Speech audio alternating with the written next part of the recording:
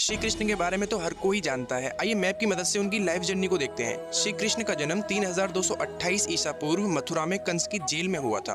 कंस ने अपनी बहन देवकी और उनके पति वासुदेव जी को जेल में बंद कर रखा था।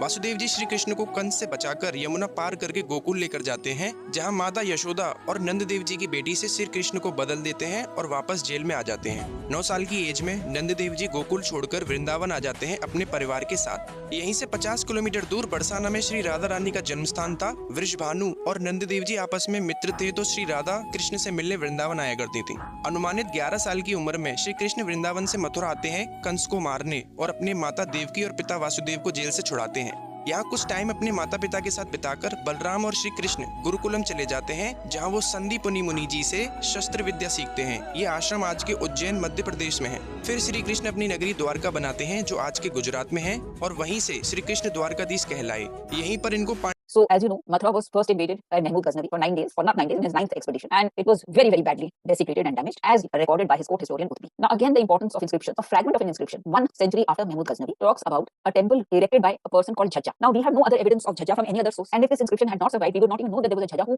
constructed that temple again. So, you know, the inscriptions are patchy, but they are helping us where we have no other evidence. That temple of Jhajja, it perhaps was destroyed. So, that temple is destroyed, repaired, rebuilt, because Farishta mentions the attacks of Qutbuddin Aibak, it mentions the attack of Firoz Tughlaq, it mentions the attack of Sikandar Lodi. So, we don't know whether the temple was fully destroyed and repaired, whatever it was, but these attacks are mentioned. In the time of Akbar, Father Monserrat, a Portuguese Jesuit, he stayed in Akbar's court for some time, and he came to Mathura, and he said that there is no temple standing in Mathura except one, and he describes that. Then coming to the time of Jahangir, the temple that was destroyed by Aurangzeb was actually built in the time of Jahangir by the ruler of Ocha, Bir Singh Bundela. It was a magnificent structure. It could be seen at a mile's distance, and it was seen by the French traveler Bernier and Tavernier. They left vivid accounts of the temple which they saw. Now, this temple was destroyed on the orders of Aurangzeb, and we have 2 eyewitness accounts. One is the Italian traveler Manucci, and the other is a Mughal historian Saki Mustaid Khan. They describe in detail the destruction of the temple.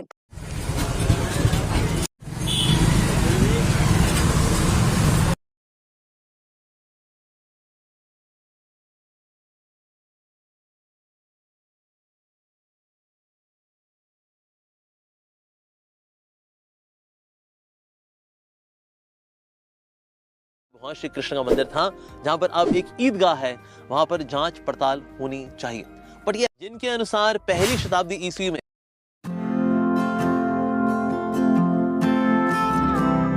तो एक इतिहासकार है जिनका नाम है A.W. विंस्टल, जिनके अनुसार पहली शताब्दी ईस्वी में भगवान श्री कृष्ण की जन्मभूमि में एक बहुत ही सुंदर भव्य मंदिर था, जिसको कि विक्रमादित्य जी ने बनाया था।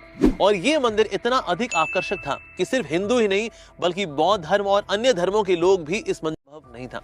इसलिए हालांकि महमूद गजनवी ने बहुत तबाही मचाई, लेकिन फिर भी मंदिरों के अवशेष बच गए। अल-बरूनी साथ ही यही बताते हैं कि क्योंकि उस वक्त मथुरा भक्तों से भरा हुआ था, तो हालांकि 11वीं सेंचुरी में मंदिर तोड़ा गया, लेकिन 12वीं सेंचुरी में भक्तों ने मिलकर के फिर से भगवान के मंदिर को स्थापित किया। लगभग 1150 ईस्वी में एक संस्कृत में लिखा हुआ शिलालेख मिलता है, जिसके अनुसार बादलों को छूने वाला एक बहुत ही ऊंचा मंदिर था मथुरा में, और ये स्थान था वो स्थान जहां पर कि आज कटरा का केशव राय मंदिर स्थापित है। फैल रहा था बिकॉज भारत के अंदर कुछ ऐसे महान संत आए जिन्होंने भक्ति की लहर को भारत के कोने कोने में पहुंचा दिया। उसमें संत तुकाराम जी हों या मीराबाई हों या फिर शंकर देव हों या फिर स्वयं भगवान श्री कृष्ण, जो कि श्री कृष्ण चैतन्य महाप्रभु के रूप में आए और उन्होंने अपने अनुयायियों के माध्यम से भक्ति को कोने कोने में फैला दिया। उसमें मंदिरों का दारा शिको, उन्होंने इसी मंदिर के चारों ओर दीवार बना दी ताकि इस मंदिर को सुरक्षित रखा जा सके। लेकिन तो जहांगीर के पोते और शाहजहां के सुपुत्र, जिनका नाम था दारा शिको, उन्होंने इसी मंदिर के चारों ओर दीवार बना दी ताकि इस मंदिर को सुरक्षित रखा जा सके। लेकिन ये देख करके औरंगजेब को बहुत गुस्सा आ गया, उसकी आंखें लाल हो गई, उसका खून उबल उठा कि हमारे ही मुगल राज में एक ऐसा व्यक्ति है जो कि मंदिर की रक्षा कर रहा है, मरवा मार दिया जाए। और इसी एवज में 1669 के अंदर काशी विश्वनाथ का मंदिर भी तोड़ा जाता है, और 1670 में ये केशव राय जी का मंदिर जो कि मथुरा में था, इसको केशव राय जी का मंदिर तोड़ा। ये सबसे बड़ा सबूत है कि यहाँ पर पहले केशव राय जी का मंदिर था, बाद में यहाँ पर शाही ईदगाह बनाई गई फ्रॉम औरंगजेब हिमसेल्फ। और इवन जो मुगल थे वो भी उनके अनुगत हो गए थे, दे बिकेम सो वीक। तो इसीलिए फिर ये डिस्कशन हुआ मराठाओं की तरफ से मुगलों के साथ कि मथुरा के अंदर वहां पर तो हमारा केशव राय जी का मंदिर होना चाहिए, पर अब ईदगाह को हटाएंगे। आज जो हम देखते हैं कि ईदगाह भी है और साथ में मंदिर भी है, ये उस वक्त बनाया गया था। लेकिन जैसे जैसे समय बीता, Britishers they came to India, they started ruling India, तो मुगल यहाँ पर और डिफ्यूज हो गए और जो मराठा थे वो साउथ की ओर आगे बढ़ गए। अब जो अंग्रेज थे उनको तो ना मंदिर से मतलब था ना मस्जिद से मतलब था, उनको तो सिर्फ जमीन से मतलब था, क्योंकि वो तो आए थे भारत में लूटपाट करने के लिए। इसलिए ब्रिटिशर्स ने इस जमीन को बेचा राजा पटनीमल को सिर्फ 1410 रुपए में, उस वक्त की 1410 रुपए में। हालांकि राजा पटनीमल इस स्थान पर एक बहुत ही सुंदर भव्य मंदिर बनाना चाहते थे, लेकिन क्योंकि जमीनी विवाद चल रहा था इसलिए वह मंदिर यहाँ नहीं बना पाए। अब ये बात है 1803 की। अब आते हैं 1944 में। 1944 में 1944 में मदन मोहन मालवीय जो कि हिंदू महासभा के चीफ थे, उन्होंने इस जमीन को राजा कृष्णदास जो कि बनारस के थे उनसे इस जमीन को खरीदा 13,400 रुपए में। मदन मोहन मालवीय जी की मृत्यु के बाद जुगल किशोर बिरला जो थे, उन्होंने इस स्थान पर एक ट्रस्ट बनाया, श्री कृष्ण जन्म भूमि ट्रस्ट, जिसका बाद में नाम पड़ा श्री कृष्ण जन्म स्थान सेवा संस्थान। तो जो मंदिर मराठाओं ने बनाया था उसी को रिकंस्ट्रक्ट किया, रेनोवेट किया रामकृष्ण डालमिया नाम के व्यक्ति ने, जिन्होंने की अपनी माता श्रीमती जाड़िया देवी की स्मृति में इसको रिकंस्ट्रक्ट किया था। तो अभी ये जो मंदिर अभी आप देख रहे हैं ये 1953 में बनना शुरू हुआ था और फिर 6 सितंबर 1958 को ये कंप्लीट हुआ और इसकी इनॉग्रेशन की गई थी उस वक्त के बहुत प्रसिद्ध संत के द्वारा, जिनका नाम है हनुमान प्रसाद पोद्दार जी। तो ये जो मंदिर है ये शाही ईदगाह के बिल्कुल साउथ साइड में सिचुएटेड है। तो इसका जो गर्भगृह का जो स्थान है वो डेडिकेटेड है योग माया को। आप जानते हैं किस प्रकार से भगवान श्री कृष्ण जब प्रकट हुए थे तो योग माया के साथ प्रकट हुए थे। तो योग माया को तो कंस ले गया था और फिर योग माया ने ही अनाउंस किया था कि देवकी का 8वां पुत्र हो चुका है जो तेरी मृत्यु का कारण बनेगा। तो मामले में भगवान श्री कृष्ण की तरफ से ये केस लड़ रहे हैं विष्णु जैन जी और साथ ही उनके सुपुत्र हरि जैन जी, और साथ ही एडवोकेट महेंद्र सिंह भी इनके साथ जुटे हुए हैं कि किस प्रकार से भगवान श्री कृष्ण का ये मंदिर का स्थान ये फिर से वापस आ सके केशव राय मंदिर के अनुगत और यहाँ पर एक सुंदर भव्य मंदिर बन सके भगवान श्री कृष्ण के लिए। सो 1991 के अंदर एक एक्ट आया जिसका नाम था प्लेस ऑफ वर्शिप एक्ट, जिसके अनुसार 15 अगस्त 1947 15 अगस्त 1947 तक जो मंदिर जहां पर है, जो मस्जिद जहां पर है, जो गिरजाघर जहां पर है, यानी कि कोई भी अगर रिलीजियस स्ट्रक्चर है अब वो एज इट इज वहीं पर रहेगा, उसमें कोई चेंज नहीं होगा। इसमें सिर्फ एक ही एक्सेप्शन रहेगी और वो है श्री राम जन्मभूमि। तो इसीलिए ये प्लेस ऑफ वर्शिप एक्ट बताता है कि जब एविडेंस, तो इसलिए प्लेस ऑफ वर्शिप एक्ट हालांकि बोलता है कि 1947 15 अगस्त को जो हुआ बस उसके बाद सब कुछ थम जाएगा, यानी कि जो भी प्लेसेस ऑफ वर्शिप हैं वो एज इट इज रहेंगे। लेकिन अगर एविडेंसेस चीख चीख करके बता रहे हों कि यहाँ पर भगवान श्री कृष्ण का सुंदर मंदिर था तो मंदिर वहां पर बनना चाहिए। निश्चित रूप से अभी जांच पड़ताल होनी है, तो जांच पड़ताल के लिए जो हिंदू कह रहे हैं हाँ बिल्कुल कराइए जी, जांच कराइए ना।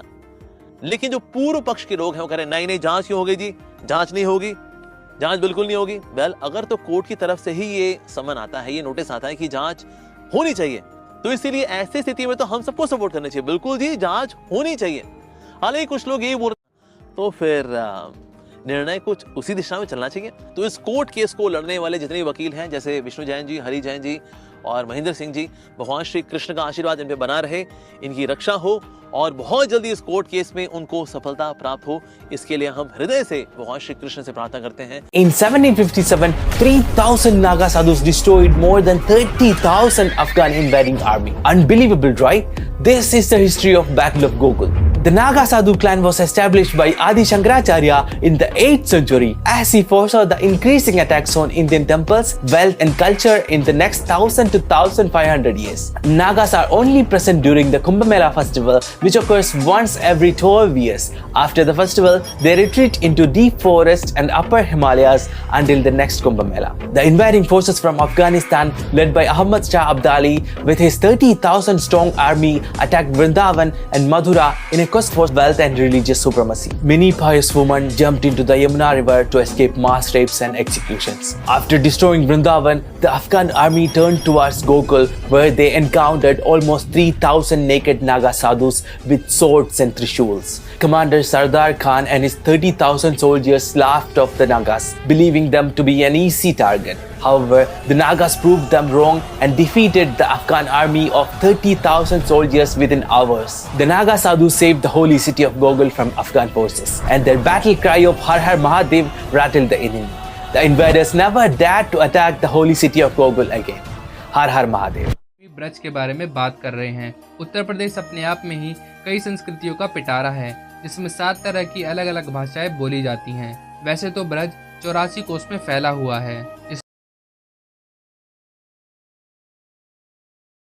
में 12 वन, 24 उपवन और 20 कुंड देखने को मिलते हैं। जहाँ मथुरा में श्री कृष्ण जी का जन्म हुआ था, नंदगांव में श्री कृष्ण जी रहे थे, वृंदावन में अपनी लीलाएं दिखाई थी और वहीं बरसाने में राधा रानी रहा करती थी। ब्रजभूमि के बारे में स्कंद पुराण में कहा गया है कि एक बार को धरती पे कितनी मिट्टी के कण हैं, ये गिनना मुमकिन है, लेकिन ब्रज में श्री कृष्ण की कितने मंदिर है, यह गिनना असंभव है। कितने मंदिर है, यह गिनना असंभव है। तभी तो श्री कृष्ण जी द्वारका जाने के बाद भी कहते हैं, ऊधो मोहे ब्रज ब्रिसरत नाही। ब्रज धाम में वन और पहाड़ों का भी बहुत महत्व है। दुनिया के लाखों लोग आते हैं। यहाँ होली की शुरुआत बसंत पंचमी के दिन से शुरू हो जाती है।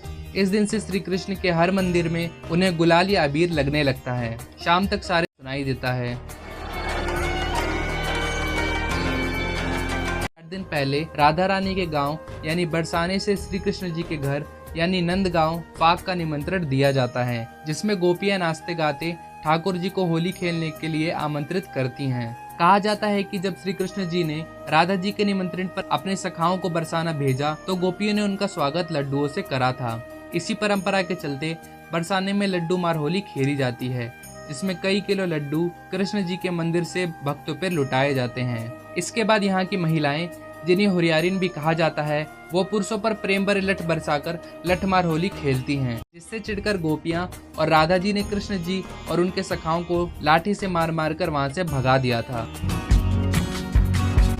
राधा जी के साथ होली खेलते खेलते कृष्ण जी हंसी ठिठोली करने लगे थे, जिससे चिढ़कर गोपियां और राधा जी ने कृष्ण जी और उनके सखाओं को लाठी से मार मार कर वहां से भगा दिया था।